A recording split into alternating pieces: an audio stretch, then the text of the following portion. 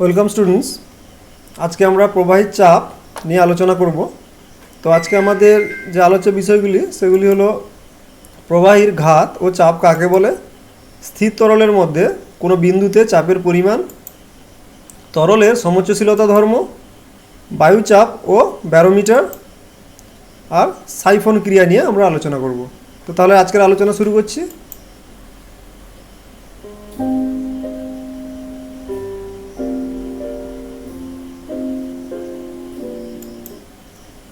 প্রথমে আমরা প্রবাহীর ঘাত নিয়ে আলোচনা করব। তার আগে দেখা যাক প্রবাহী কাকে বলে। যা কিছু প্রবাহিত হতে পারে তাদের প্রবাহী বলা হয়। যেমন ধরো বায়ু প্রবাহিত হতে পারে, তাহলে বায়ুকে আমরা প্রবাহী বলবো। আবার যে কোনো তরল, যেমন ধরো জলও প্রবাহিত হতে পারে। আমরা কোথাও ঢেলে দিলে দেখি জল প্রবাহিত হয়ে যায়, তো জলকেও আমরা প্রবাহী বলবো। তাহলে যে কোনো গ্যাসীয় পদার্থ অর্থাৎ বায়বীয় পদার্থ বা যে কোনো তরল পদার্থকে আমরা প্রবাহী বলতে পারি। এখন এখানে দেখো কিছু জল আছে, ধরো একটা পুকুর বা কোনো ট্যাঙ্কের মধ্যে জল আছে। তো এবারে তুমি একটা খালি কলসি নিয়ে যদি এইভাবে চাপ দিয়ে তাকে ডোবাতে যাও, তখন কি দেখবে না এই রকম, কিন্তু কলসিটা ডুবতে তো চাই না, আর মনে হয় যেন কেউ নিচ থেকে তাকে ঠেলে ওপরের দিকে তুলে দিচ্ছে। তো ভালো করে খেয়াল করে দেখো, এই যে নিচে যে বলটা, ওটা কিন্তু একটা ঊর্ধ্বমুখী লম্ব বল, অর্থাৎ বলটা লম্বভাবে ওপরের দিকে কাজ করছে। কখন কাজ করছে? যখনই আমি কলসিটাকে ঠেলে নিচের দিকে নামাতে চাইছি, মনে হচ্ছে যেন নিচ থেকে কেউ ঠেলে ওটাকে উপরের দিকে তুলে দিতে চাইছে। এই যে বলটা, যেটা নিচ থেকে তোমার কলসির উপরে প্রয়োগ করছে কে না, এই তরল পদার্থটি। ধরো এক্ষেত্রে যদি জল নিই, তাহলে এই যে জলটি এই যে কলসির ওপরে নিচ থেকে একটা ঊর্ধ্বমুখী লম্ব বল প্রয়োগ করছে, একেই বলা হচ্ছে ঘাত। তাহলে ঘাত আমরা কি বলতে পারি না, সমগ্র তলের উপর লম্বভাবে প্রযুক্ত বলকে ঘাত বলা হয়। এই যে একটা সমগ্র তল, মানে এখানে যে কলসির যে সমগ্র তলটা আছে তার উপরে লম্বভাবে একটা বল প্রযুক্ত হচ্ছে। কে প্রযুক্ত করছে না, এই যে জল, এখানে এই জলটা কি করছে, কলসির উপরে একটা লম্বভাবে বল প্রযুক্ত করছে। তো এই বলটিকে আমরা বলবো ঘাত। তাহলে ঘাত হলো বেসিক্যালি একটা বল। ঘাতকে আমরা লিখতে পারি এইভাবে, চাপ গুণিত ক্ষেত্রফল। অর্থাৎ এই তরলটা এই কলসির ওপরে যদি যে পরিমাণ চাপ দিচ্ছে, তাকে যদি আমরা এই কলসির তলদেশের ক্ষেত্রফলের সঙ্গে গুণ করি, তাহলে কিন্তু আমরা ঘাতের পরিমাণটা পেয়ে যাব। তাহলে আমরা বলতে পারি F equal to P A, যেখানে এফ হলো ঘাত, পি হলো তরলের যে তলদেশ তার উপরে চাপ, তরল বলছি তোমার তরল দ্বারা এই যে কলসির তলদেশ তার উপরে চাপ, আর এটা হচ্ছে ওই কলসির তলদেশের ক্ষেত্রফল। তাহলে আমরা বলতে পারি F equal to P A.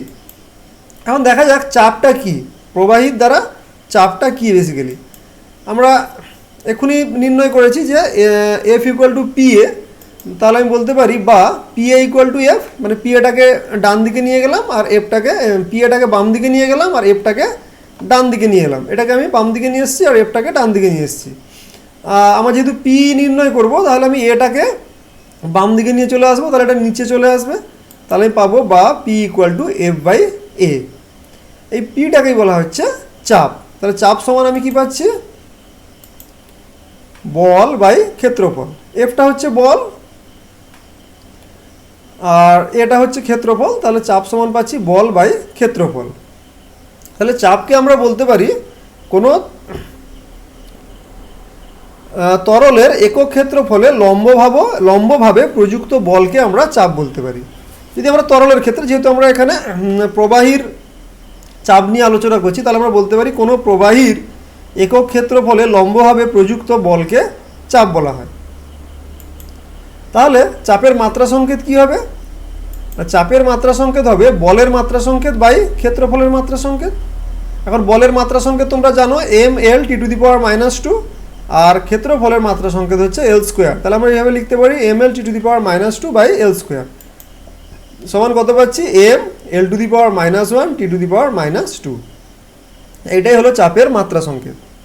এবারে চাপের এসআই এককটা কি হবে না, বলের এসআই একক বাই ক্ষেত্রফলের এসআই একক। বলের এসআই একক নিউটন আর ক্ষেত্রফলের এসআই একক মিটার স্কোয়ার। ওই জন্য আমরা বলি যে চাপের এসআই একক হচ্ছে নিউটন পার মিটার স্কোয়ার। আর সিজিএস একক কী হবে? ডাইন পার সেন্টিমিটার স্কোয়ার। এই যে নিউটন পার মিটার স্কোয়ার একে বলা হয় প্যাসকাল। তো যেটাই নিউটন পার মিটার স্কোয়ার সেটাই হচ্ছে প্যাসকাল চাপের এসআই একক। এইবারে আমরা দেখব তরলের মধ্যে কোনো বিন্দুতে চাপের পরিমাণটা কত। তো এখানে আমরা একটা বিকারের মধ্যে কিছু পরিমাণ তরল নিয়েছি, তোমরা দেখতে পাচ্ছ কিছু পরিমাণ তরল নিয়েছি। আর এই যে বিন্দুটা তোমরা দেখতে পাচ্ছ, এই বিন্দুতে আমরা দেখব যে কত চাপ আছে, মানে এই পজিশনে চাপটা অ্যাকচুয়ালি কত, এই তরল দ্বারা চাপটা কত, এই যে তরলটা আছে বিকারের মধ্যে এই তরল দ্বারা চাপটা কত। তো এটা নির্ণয় করতে গেলে আমাদের ইমাজিন করতে হবে, তার আগে আমরা দেখে নিই যে বিন্দুটা কত গভীরতায় আছে। মনে করো বিন্দুটা এইচ গভীরতায় আছে। এখন আমরা যেটা করব, আমরা এই বিন্দুর ওপরে একটা সিলিন্ডার কনসিডার করব এইভাবে। এই যে বিন্দুটা আছে এই বিন্দুর ওপরে আমরা একটা ধরে নিচ্ছি এরকম একটা সিলিন্ডার মনে করো আছে। বাস্তবে তো কিছু নেই, পুরোটাই তরল আছে, বাট আমরা আমাদের হিসেবে সুবিধার জন্য মনে মনে কল্পনা করে নিচ্ছি যে এখানে মনে করো এইরকম একটা সিলিন্ডার আছে, এর মধ্যেও তরলই আছে, এর মধ্যেও কিন্তু তোমার তরল আছে। যদি জল হয় তাহলে এর মধ্যেও জলই আছে। আমরা ধরে নিচ্ছি এই জলের মধ্যে, এই যে পুরোটা বিকার জুড়ে জল, তার মধ্যে এইটুকু অংশ আমরা ধরে নিচ্ছি আমাদের হিসেবের জন্য, সেটাকে আমরা একটা সিলিন্ডারের মতো কল্পনা করেছি।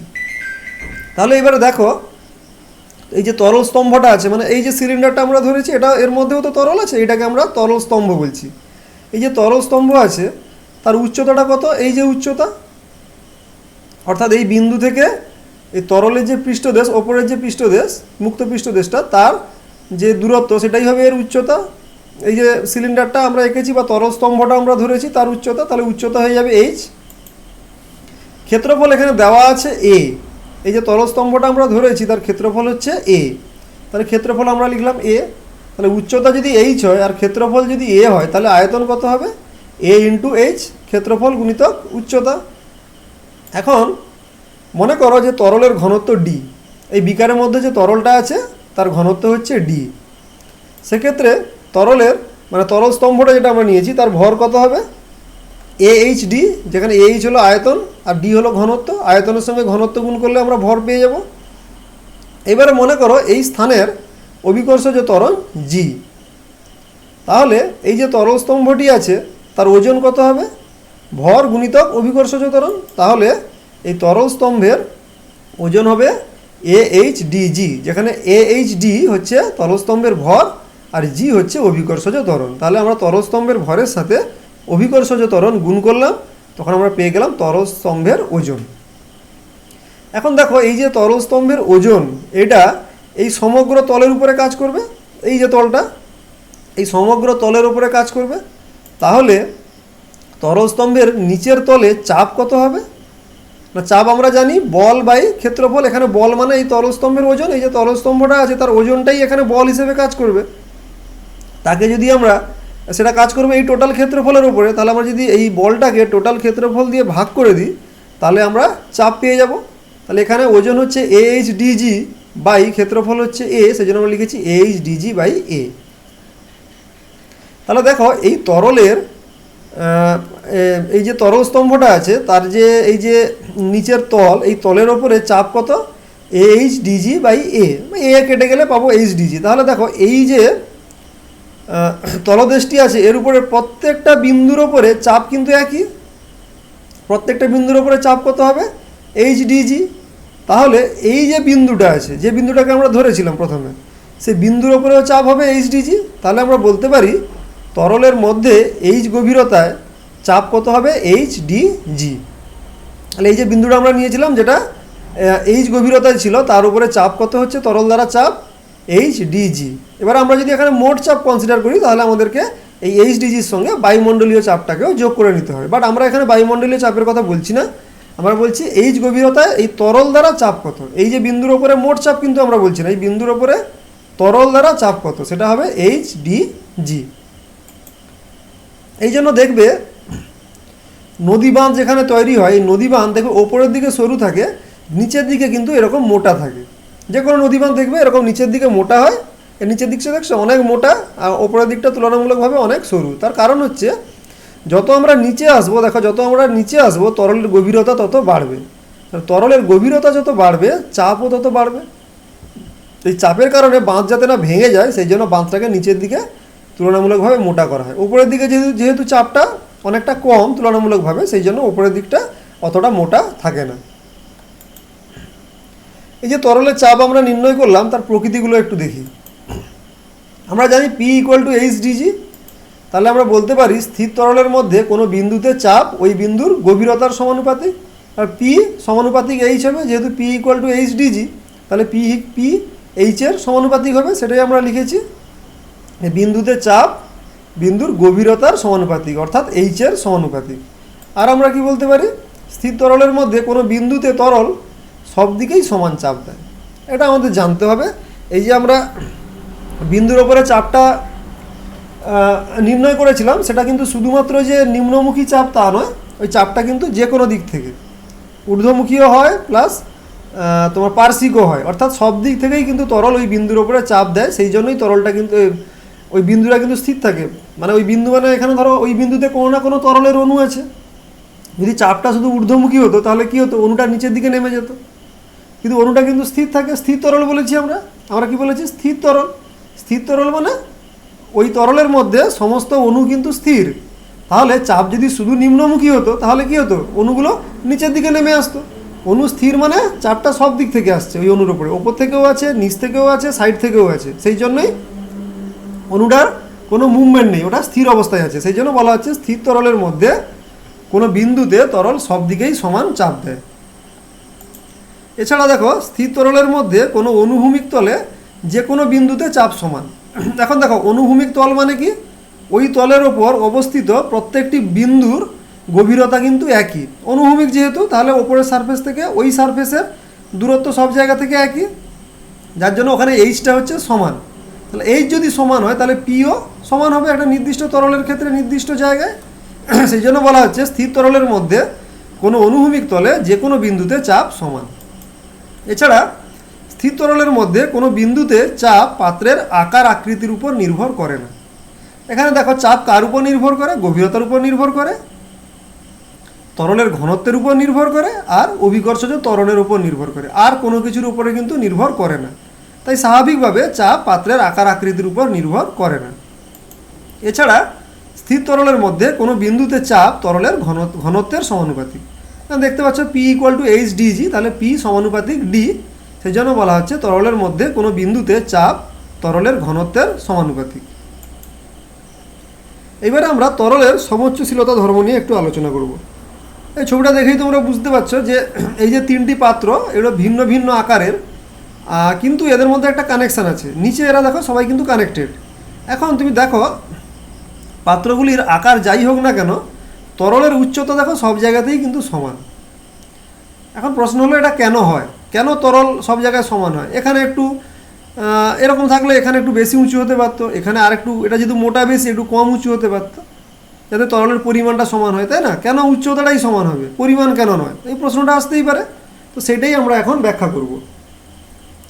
এখন দেখো এই যে এ বিন্দুটা, মনে করো এই এ বিন্দুটা এইচ গভীরতায় আছে, এখান থেকে এইচ গভীরতায় আছে, বা আমি বলতে পারি এ বিন্দু থেকে এই তরলের এই যে ওপরের পৃষ্ঠের উচ্চতা হচ্ছে এইচ।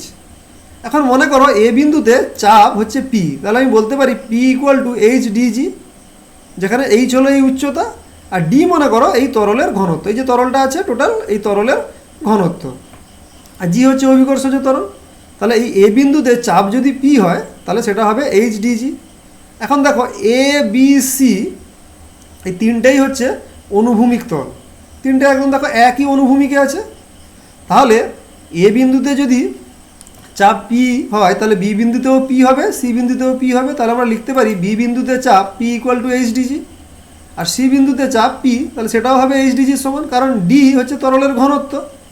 একই তরল যেহেতু আছে, এর ঘনত্ব যদি ডি হয় এরও ডি হবে, এরও ডি হবে। আর জি হচ্ছে অভিকর্ষজ ত্বরণ, যেহেতু একই জায়গায় আছে সবার ক্ষেত্রে ওটা হবে জি। তাহলে পি যদি সমান হয়, যদি এ বিন্দুতেও চাপ পি হয়, বি বিন্দুতেও চাপ পি হয়, আর সি বিন্দুতেও চাপ পি হয়, তাহলে এখানে যদি আমি P = HdG লিখি তাহলে এখানেও লিখবো HdG, এখানেও লিখবো HdG।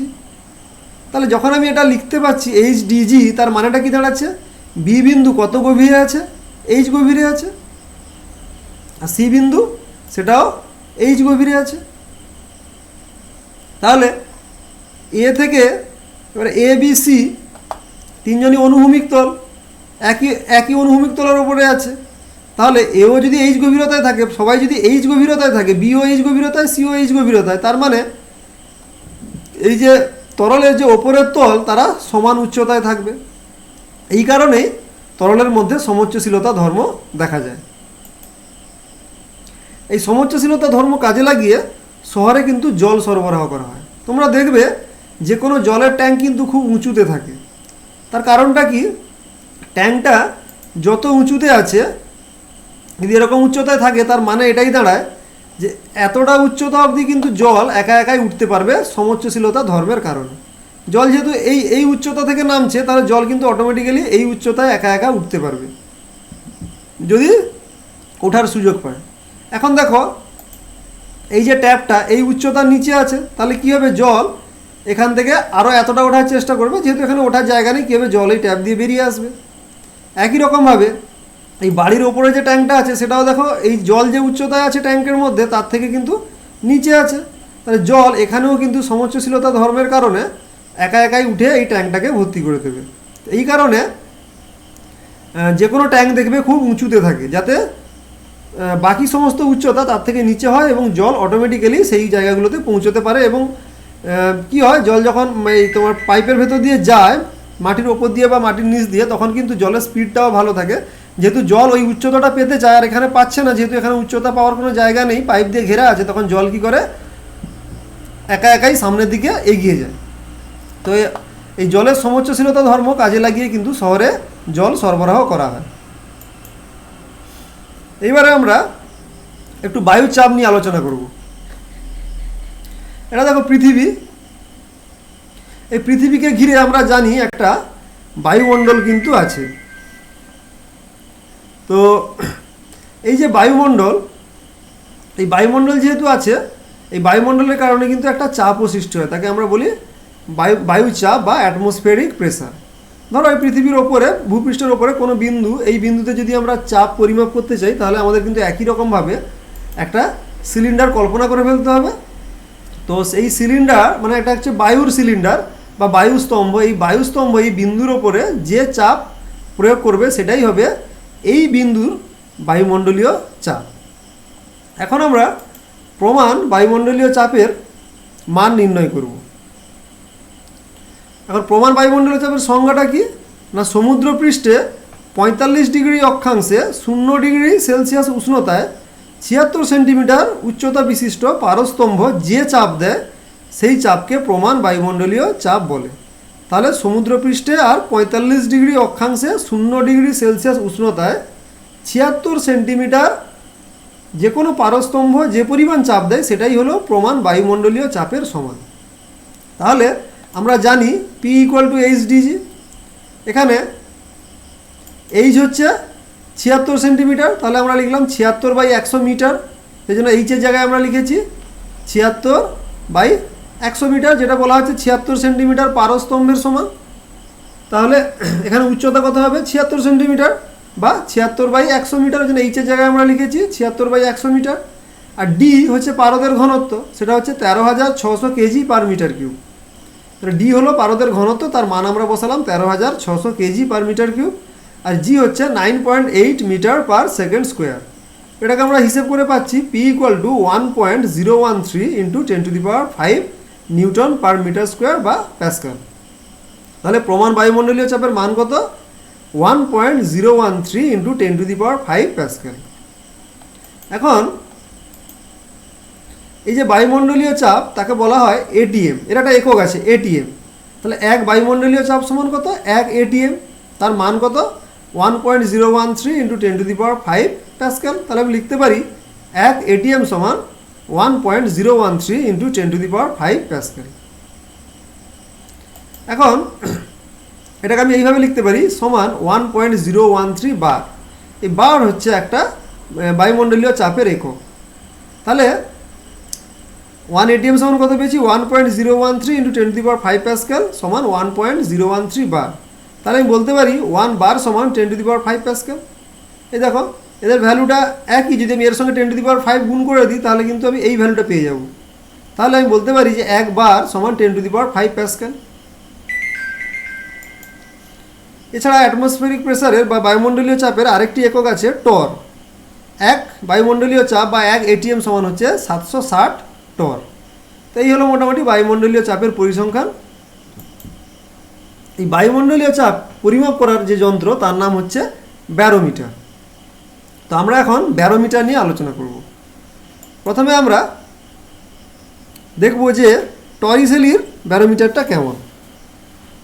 এখানে দেখো একটা বিকার নেওয়া হয়েছে, সেই বিকারের মধ্যে কিছু পারদ আছে। এই যে বিকারটার মধ্যে এই যে তরলটা আছে এটা হলো পারদ। এখন কি করা হয়, একটা টেস্ট টিউব নিয়ে তার মধ্যে ওটা পুরোটাকে পারদ দিয়ে ভর্তি করে দেওয়া হলো। তারপরে আঙুল দিয়ে এরকম তার খোলা মুখটাকে চেপে রাখা হলো। চেপে রাখার পরে এইবারে কি করা হলো, এই পারদ স্তম্ভ এই তোমার এই টেস্ট টিউবটাকে উল্টে এর মধ্যে রেখে আঙুলটাকে ছেড়ে দেওয়া হলো ঠিক এইভাবে। তাহলে কি করা হলো, এটাকে উল্টে এই যে খোলা মুখটা এই পারস্তম্ভের ভেতরে তোমার এই পারদের মধ্যে রেখে তারপরে আঙুলটাকে ছেড়ে দেওয়া হলো। এখন তোমরা কি দেখবে, এইভাবে পারস্তম্ভ নেমে আসবে, আর যেই নেমে আসবে অমনি এখানেও পারস্তম্ভ কিছুটা ওপরে উঠে যাবে। এখন প্রশ্ন হলো, এই যে বাড়তি পারস্তম্ভটা একে কে ধরে রাখবে? কারণ এ তো এইভাবে নিচের দিকে চাপ দেবে বা নিচের দিকে নেমে আসার কথা। কারণ আমরা জানি তরলের সমোচ্চশীলতা ধর্মের কথা আমরা জেনেছি। এরা দেখো কানেক্টেড আছে, তাহলে যতটা উচ্চতায় থাকবে এরও কিন্তু ঠিক ততটা উচ্চতায় থাকা উচিত। কিন্তু আমরা কি দেখতে পাচ্ছি, পারস্তম্ভ নেমে আসছে ঠিকই, আর এখানেও পারস্তম্ভ উঠেছে ঠিকই, কিন্তু পুরোটা নেমে আসেনি, অর্থাৎ এই লেভেলগুলো ইকুয়াল হয়নি। এদের মধ্যে একটা গ্যাপ আমরা দেখতে পাচ্ছি। এখন প্রশ্ন হলো, এই গ্যাপের কারণটা কি? কে এই পারস্তম্ভটাকে ধরে রেখেছে? বেসিক্যালি দেখো এই দুটো মুখ কিন্তু খোলা, তাহলে বায়ুমণ্ডলীয় চাপটা কিন্তু এইভাবে এই তলের ওপরে এবং এই তলের ওপরে পড়বে। সেই চাপটা ট্রান্সফার হয়ে এইভাবে এইখানে একটা চাপ সৃষ্টি করছে। এখন এইটা মিলে যাওয়ার ফলে কিন্তু মানে এই যে তোমার এইটা মিলে যাওয়ার ফলে বেসিক্যালি কী হচ্ছে, মানে একে অপরকে নালিফাই করছে, যার ফলে কী হচ্ছে, এই পরিমাণ পারস্তম্ভ আর নিচের দিকে নামতে পারছে না। তাহলে এই যে পরিমাণ পারস্তম্ভ, যার উচ্চতা h, এর যা ওজন, তাকে যদি আমরা এই টেস্ট টিউবের ক্ষেত্রফল দিয়ে ভাগ করি, তাহলে এই পারস্তম্ভের জন্য যে চাপের সৃষ্টি হচ্ছে সেটা এই বায়ুমণ্ডলীয় চাপের সমান হবে। তাহলে আমরা বলতে পারি এই স্থানের বায়ুমণ্ডলীয় চাপ এই পারস্তম্ভের যে উচ্চতা আমরা পাচ্ছি, এই যে উচ্চতাটা তোমরা দেখতে পাচ্ছ, এর সমান হবে। মানে এই উচ্চতার যে চাপ, এই উচ্চতার কারণে যে চাপ সৃষ্টি হচ্ছে তার সমান হবে। এইভাবে আমরা এই উচ্চতার যে পারস্তম্ভ আছে তার চাপ পরিমাপ করে আমরা কিন্তু বায়ুমণ্ডলীয় চাপটা নির্ণয় করতে পারি। এটা হচ্ছে একটা খুব সিম্পল ব্যারোমিটার। এর চাপটা আমরা খুব সহজে পেয়ে যাব। P = HDG। এইচ হচ্ছে উচ্চতা, যেটা এখানে আমরা পাচ্ছি, ডি পারদের ঘনত্ব, তার সঙ্গে এখানকার জি গুণ করে দিলে কিন্তু আমরা এই পারস্তম্ভের কারণে যে চাপ সৃষ্টি হচ্ছে সেটা আমরা পেয়ে যাব। সেটাই হবে বায়ুমণ্ডলীয় চাপের সমান। কারণ দেখতেই পাচ্ছ যে এই বায়ুমণ্ডলীয় চাপটা ট্রান্সফার হয়ে এখানে এসে কিন্তু এই পারস্তম্ভটাকে নিচে নামতে দিচ্ছে না, আটকে রেখেছে। অর্থাৎ এই বিন্দুতে উভয় দিকে চাপ কিন্তু সমান। তাহলে এইটা সমান, অর্থাৎ বায়ুমণ্ডলীয় চাপ এই পারস্তম্ভের চাপের সমান হবে। সেই জন্য আমরা এই পারস্তম্ভের চাপ নির্ণয় করলেই কিন্তু বায়ুমণ্ডলীয় চাপটা খুব ইজিলি পেয়ে যাব। এখন এই যে ব্যারোমিটারটা সিম্পল ঠিক আছে, কিন্তু এটা হ্যান্ডেল করার খুব অসুবিধে। প্রথমত দেখো, পারদের মতো একটি পদার্থ এইভাবে খোলা থাকলে তাকে ক্যারি করার কিন্তু অসুবিধা, কোথাও নিয়ে যাওয়ার খুব সমস্যা। এটা হলো এর প্রথম অসুবিধা। কারণ এরকম খোলা মুখ, এখন এই মুখটা যদি বন্ধ করে দেওয়া হয় তাহলে বায়ুমণ্ডলীয় চাপ আর এখানে অনুভূত হবে না। তাহলে এই মুখটাকে খোলা রাখতে হবে, মানে অর্থাৎ বায়ুর সঙ্গে যোগাযোগ রাখতে হবে, বায়ুমণ্ডলের যে বায়ু তার সঙ্গে যোগাযোগ রাখতে হবে। আবার খোলা রাখলে এটাকে হ্যান্ডেল করা, কোথাও নিয়ে যাওয়া খুব অসুবিধে। সেকেন্ডলি হচ্ছে দেখো, যখনই পারস্তম্ভ নিচের দিকে নামবে এখানে কিন্তু পারদের পরিমাণটা বেড়ে যাবে, অর্থাৎ কিন্তু ওপরের দিকে উঠে যাবে এই লেভেলটা। আবার যখন চাপ বেশি হবে তখন পারস্তম্ভ কী হবে, আর একটু উঁচুতে থাকবে। তখন বেসিক্যালি কী হবে, পারস্তম্ভ এখানে যেরকম ওপরে উঠবে, এই পারস্তম্ভ কিন্তু নিচের দিকে, মানে এই পারদের তল কিন্তু নিচের দিকে নেমে আসবে।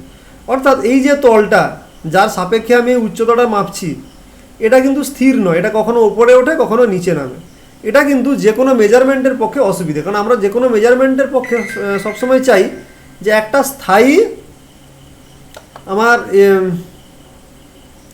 পরিমাপ থাক যার সাপেক্ষে আমরা বাকি পরিমাপগুলো করবো। অর্থাৎ এই উচ্চতাটা যে আমরা মাপবো এটা আমরা একটা স্থায়ী লেভেলের সাপেক্ষে মাপবো, কিন্তু এই লেভেলটা কিন্তু স্থায়ী নয়, এটা কখনো ওপরে ওঠে কখনো নিচে নামে। তো এইগুলো দূর করার জন্য এলো 14 ব্যারোমিটার বা 14-এর ব্যারোমিটার। প্রথমে যেটা হলো এখানে বিকারের বদলে নেওয়া হলো একটি শ্যাময় চামড়ার তৈরি থলে। এই যে দেখতে পাচ্ছি এটা একটি শ্যাময় চামড়ার তৈরি থলে। এটা এমন একটা সিস্টেম যে এই থলের মধ্যে অসংখ্য ক্ষুদ্র ছিদ্র আছে, কিন্তু ছিদ্রগুলো এমন যে পারদ কিন্তু এর বাইরে বেরোতে পারবে না, কিন্তু বায়ু এখানে প্রবেশ করতে পারবে। বোঝা গেল? তাহলে বিকারের বদলে এর আগে যে আমরা ব্যারোমিটার নিয়েছিলাম সেখানে আমরা পারদকে কোথায় রেখেছিলাম? বিকারের মধ্যে রেখেছিলাম। এখন কি করা হলো, এখানে বিকারের বদলে একটি শ্যাময় চামড়ার থলের মধ্যে পারদকে রাখা হলো। সেই থলেটা এমন যার মধ্যে অসংখ্য ছিদ্র আছে, যার ভেতর দিয়ে বায়ু প্রবেশ করতে পারবে। অর্থাৎ এই যে ভেতরে বায়ু আছে, পারদস্তম্ভটা আছে, এর উপরে বায়ুর চাপ অনুভূত হবে, কিন্তু ওই ছিদ্র দিয়ে পারদ বাইরে বেরোতে পারবে না। তাহলে আমার হ্যান্ডেল করার সুবিধাও হলো, পারদ আর বাইরে বেরোচ্ছে না। অন্যদিকে বায়ুর মণ্ডলের সাথে যোগাযোগটাও থাকলো, অর্থাৎ বায়ুর চাপ এখানে অনুভূত হচ্ছে।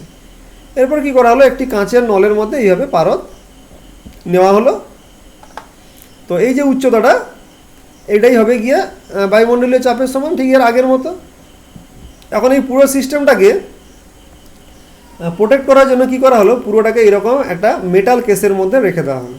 তাহলে কি হলো, পুরো সিস্টেমটা অর্থাৎ এই যে শ্যাময় থলে আর এই যে তোমার কাঁচের নল পুরোটা কিন্তু একটা মেটাল কেসের মধ্যে থাকার ফলে কি হলো, বাইরের আঘাত থেকে কিন্তু এগুলোকে সুরক্ষিত করা গেল। এখন মেটাল কেস থাকলেও দেখার ব্যাপার আছে যে আমাকে পারদের লেভেলটা দেখতে হবে, সেই জন্য এখানে একটা মুভেবল উইন্ডো থাকলো, অর্থাৎ এখানে একটা জানালা থাকলো যার ভেতর দিয়ে এই পারদের লেভেলটাকে দেখা যাবে। এবং এটা মুভেবল, অর্থাৎ এটা ওঠানামা করতে পারে। অর্থাৎ পারদের লেভেল যেরকম ওঠানামা করবে এই জানালাটাও কিন্তু ওঠানামা করবে। এখানে স্ক্রু থাকে, এবং শুধু স্ক্রু নয়, এখানে দুটো স্কেল থাকে, একটা হচ্ছে এই জানালার স্কেল আর একটা হচ্ছে এই যে মেটাল স্কেল আছে তার স্কেল। তো দুটো স্কেলকে মিলিয়ে স্ক্রু দিয়ে ঘুরিয়ে ঘুরিয়ে মিলিয়ে এই পারস্তম্ভের লেভেলের উচ্চতাটা কিন্তু পরিমাপ করা হয়। এখন প্রশ্ন হলো তাহলে মোটামুটি এটা তো মিটে গেল, বাকি থাকলো এই যে লেভেলটা, অর্থাৎ পারস্তম্ভ যদি নেমে যায় তখন কি হচ্ছে, এই লেভেলটা কিন্তু আর থাকছে না। আমরা কিন্তু মাপবো সবসময় এই লেভেলের সাপেক্ষে পরিমাপ করব। যেখানে ওইখানেও সমস্যা হচ্ছিলো যে এই লেভেলটা কিন্তু কমে যাচ্ছিলো, এখানেও তাই। যখন পারস্তম্ভ উঠে যাবে তখন কিন্তু পারস্তম্ভ এখানে নিচে নেমে আসবে, বা উল্টোটা পারস্তম্ভ নিচে নেমে এলে পারদ কিন্তু এখানে ওপরের দিকে উঠে যাবে। কিন্তু আমরা চাইছি যে এই লেভেলটাকে ফিক্সড রাখতে, অর্থাৎ এই নিচের লেভেলটা যেন ফিক্সড থাকে, তার সাপেক্ষে আমরা উচ্চতাটা পরিমাপ করি। এক্ষেত্রে কী করা হয়, এখানে একটা স্ক্রিউ থাকে। তো এই স্ক্রিউটা আর এখানে থাকে একটা এরকম আইভরি পিন আছে এই লেভেলের সাথে, অর্থাৎ যে লেভেলটাকে আমরা 0 লেভেল ধরছি এই লেভেলের সাথে একটা আইভরি পিন থাকে। এখন যখনই পারস্তম্ভ ওঠানামা করবে তখন কি করা হয়, এই যে স্ক্রিউটা আছে, এই যে তোমার স্ক্রিউটা দেখছো, এই স্ক্রিউটাকে ঘুরিয়ে ঘুরিয়ে পারস্তম্ভটাকে ওপরের দিকে তুলে দেওয়া হয়, যাতে এটা এই আইভরি পিনের সঙ্গে টাচ করতে পারে। যখন এটা আইভরি পিনের সঙ্গে টাচ করবে, আইভরি পিনের মাথায় টাচ করবে, তখনই কিন্তু ওটা আমার আবার 0 লেভেলে চলে আসবে। তাহলে যখনই পারস্তম্ভ মানে তোমার বায়ুমণ্ডলীয় চাপ ওঠানামা করবে, এখানে পারস্তম্ভ যখনই স্বাভাবিক এখানে পারস্তম্ভটা ওঠানামা করবে, তো তখন কি করা হবে, এই পিনটা ঘুরিয়ে ঘুরিয়ে এই লেভেলে পারস্তম্ভটাকে নিয়ে আসা হবে, যাতে আমার সবসময় শুরুটা 0 থেকে হয়। এইভাবে 14-এর ব্যারোমিটারে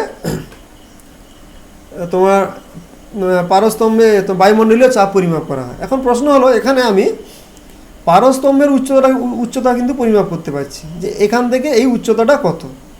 তাহলে আমি সেখান থেকে বায়ুমণ্ডলীয় চাপ পরিমাপ করব কি করে? তোমরা জানো যে আমরা জানি P = H/dg, যেখানে H হলো এই যে উচ্চতাটা আমরা পাচ্ছি, এই উচ্চতাটা হলো H, আর এই ব্যারোমিটারের সঙ্গে একটা থার্মোমিটার থাকে। সেই থার্মোমিটারের সাহায্যে আমরা কিন্তু ওই সময়কার টেম্পারেচারটা পরিমাপ করতে পারবো। আর একটা চার্ট দেওয়া থাকে যে বিভিন্ন টেম্পারেচারে তোমার পারদের ঘনত্ব কত। তাহলে আমরা থার্মোমিটারে টেম্পারেচার মেপে চার্ট থেকে সেই টেম্পারেচার অনুযায়ী ডিটা আমরা পরিমাপ করতে পারবো, আর ওই স্থানের জি দিয়ে তাকে গুণ করে দিলে আমরা কিন্তু বায়ুমণ্ডলীয়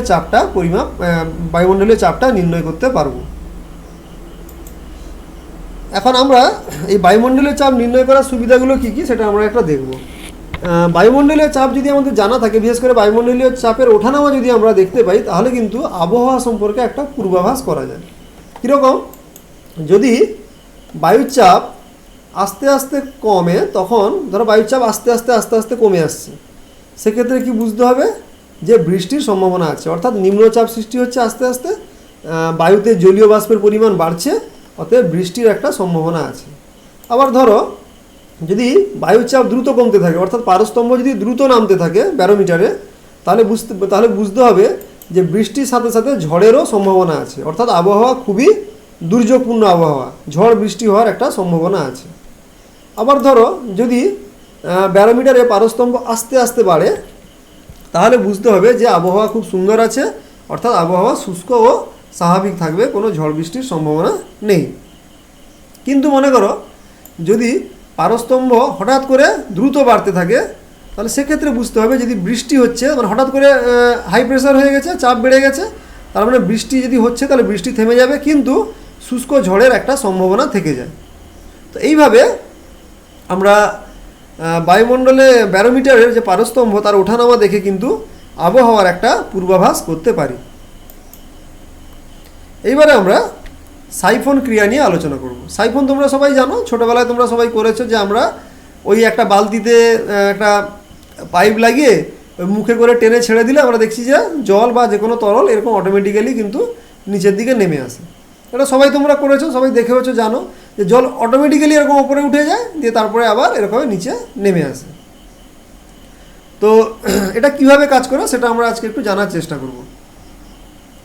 তো মনে করো এই যে উচ্চতাটা H1, অর্থাৎ ওপরে যে পাত্রটা আছে, যেখান থেকে আমরা তরলটাকে নিচের কোনো পাত্রে ট্রান্সফার করব, তো সেই যে ওপরের পাত্রটা থেকে এই যে উচ্চতাটা, এই যে নলের উচ্চতাটা, এটা হচ্ছে H1, আর এইটা হলো তোমার H2। এখন আমি মনে করি এই যে বিন্দুটা, এটা হচ্ছে A বিন্দু আর এটা হচ্ছে B বিন্দু। এখন দেখো এখানেও কিন্তু বায়ুমণ্ডলীয় চাপ আছে, এখানেও কিন্তু বায়ুমণ্ডলীয় চাপ আছে, যেহেতু এগুলো খোলা মুখ, এটা খোলা মুখ, এটাও খোলা মুখ, অর্থাৎ বায়ুমণ্ডলীয় চাপ এখানেও আছে এখানেও আছে। তাহলে দেখো এ বিন্দুতে চাপ কত হবে, এই যে এ বিন্দু, এই এ বিন্দুতে চাপটা কত হবে? এ বিন্দুতে চাপ হবে এই বায়ুমণ্ডলীয় চাপ মাইনাস এই যে জলের যে স্তম্ভটা, সেই বায়ুমণ্ডলীয় চাপ থেকে আমি যে জলের স্তম্ভের জন্য যে চাপ হচ্ছে সেটাকে বাদ দিয়ে দিই, তাহলে আমি এখানকার মোট চাপ পেয়ে যাব। তাহলে আমরা বলতে পারি এ বিন্দুতে চাপ P1 সমান P0 minus H1 DG। P0 হচ্ছে বায়ুমণ্ডলীয় চাপ, আর সেখান থেকে আমরা বাদ দিচ্ছি কি না H1 উচ্চতার যে তরল আছে, H1 উচ্চতার স্তম্ভের যে তরল আছে তার কারণে যে চাপ, সেটাকে বাদ দিয়ে দিব। তাহলে আমরা লিখেছি H1 DG, যেখানে D হচ্ছে তরলের ঘনত্ব। তাহলে বলো বি বিন্দুতে চাপ কত হবে? বি বিন্দুতে চাপ হবে, যদি আমরা P2 ধরি, তাহলে P2 হয়ে যাবে P0 মাইনাস H2 DG, যেহেতু এখানে তরল স্তম্ভের উচ্চতা হচ্ছে H2, তাহলে এটা হয়ে যাবে P0 মাইনাস H2 DG। এবারে দেখো আমরা এখানে স্পষ্টতই দেখতে পাচ্ছি ছবি থেকে যে H2 কিন্তু বড় H1 এর থেকে, এই উচ্চতাটা অনেক বেশি। তাহলে আমরা লিখেছি যেহেতু H2 গ্রেটার দেন H1, তাহলে দেখো যদি H2 গ্রেটার দেন H1 হয়, তাহলে এই যে সংখ্যাটা বিয়োগ হচ্ছে এটা বড় হবে। তো যদি বড় সংখ্যা বিয়োগ করি P0 থেকে, তাহলে ন্যাচারালি P2 ছোট হয়ে যাবে, P1 বড় হবে। তাহলে আমি বলতে পারি যেহেতু H2 গ্রেটার দেন H1, তাহলে P1 গ্রেটার দেন P2। তাহলে P1 গ্রেটার দেন P2 মানে এখানে এ বিন্দুতে চাপ বেশি, কারণ P1 হচ্ছে এ বিন্দুর চাপ আর P2 হচ্ছে বি বিন্দুর চাপ। তাহলে যদি P1 বড় হয় তাহলে এ বিন্দুতে চাপ বেশি, তাহলে এখানে চাপ বেশি, এখানে চাপ কম। তাহলে একটা চাপ আমরা এইভাবে দেখতে পাবো, এ থেকে বি বিন্দুর দিকে একটা ফ্লো হবে, চাপের কারণে লিকুইডের একটা ফ্লো হবে এ থেকে বির দিকে। তাহলে যখন এখানে যদি এ থেকে বির দিকে যদি লিকুইডের ফ্লো হয়, তাহলে অটোমেটিক্যালি এইভাবে লিকুইডটা ফ্লো করবে, অর্থাৎ এ বিন্দুর দিকে লিকুইড চলে আসবে আর বি থেকে নিচের দিকে নেমে আসবে। তো এই জন্য এইভাবে সাইফন ক্রিয়া করে, যেহেতু এ বিন্দুতে চাপ বেশি হয় বি বিন্দু থেকে, সেই জন্য কী হয়, তরল এ থেকে বির দিকে চলতে শুরু করে। তো ন্যাচারালি সেই ফাঁকা জায়গাটা পূরণ করার জন্য কী হয়, এখান থেকে উঠে আসবে তরল, আর এখানে তরল নিচে নেমে এসে এই পাত্রে জমা হবে। তো এই সাইফন ক্রিয়ার কিছু শর্ত আছে। প্রথম শর্ত দেখো, H2কে H1 এর থেকে বড় হতে হবে, অর্থাৎ যে পাত্র থেকে তরল আমরা নিচ্ছি সেই পাত্রটা উঁচুতে থাকতে হবে, আর যে পাত্রে তরল পৌঁছাচ্ছে সেটাকে নিচে থাকতে হবে, তবেই গিয়ে আমার H2 গ্রেটার দেন H1 হবে, অর্থাৎ H2 বড় করতে হবে আমাকে। ঠিক আছে, তাহলে কোনো কারণে যদি এই রিসিভিং পাত্রটা ওপরে থাকে তাহলে কিন্তু সাইফন ক্রিয়া বন্ধ হয়ে যাবে। দ্বিতীয়ত দেখো এ বিন্দুতে চাপ কি না P0 minus H1 DG, P0 minus H1 DG, তাহলে P0কে সবসময় H1 ডিজির থেকে বড় হতে হবে, অর্থাৎ বায়ুমণ্ডলীয় চাপ এই তরল স্তম্ভের, এই যে তরল স্তম্ভ H1 যে তরল স্তম্ভ তার চাপের থেকে যেন বেশি হয়, নাহলে কিন্তু সাইফন কাজ করবে না। তাহলে এই তরল স্তম্ভের চাপ, যে তরল স্তম্ভটা আমরা নিয়েছি H1 যে তরল স্তম্ভের চাপ, এটাকে বায়ুমণ্ডলীয় চাপের থেকে কম হতে হবে, অর্থাৎ এই তরল স্তম্ভের চাপ যেন বায়ুমণ্ডলীয় চাপের থেকে কম হয়, তবেই কিন্তু সাইফন কাজ করবে, নাহলে কিন্তু সাইফন কাজ করবে না। তো আজকের আলোচনা আমরা এখানেই শেষ করছি। এর পরের দিন আমরা আর্কিমিডিসের নীতি নিয়ে আলোচনা করব। তো ততক্ষণে তোমরা এই ভিডিওটি দেখো আর আমাকে অবশ্যই জানাবে কেমন লাগছে, আর এই ধরনের রেগুলার ভিডিওর আপডেটস পেতে অবশ্যই চ্যানেলটিকে সাবস্ক্রাইব করবে এবং ভালো লাগলে বন্ধুদের মধ্যে শেয়ার করবে। So thank you and bye by.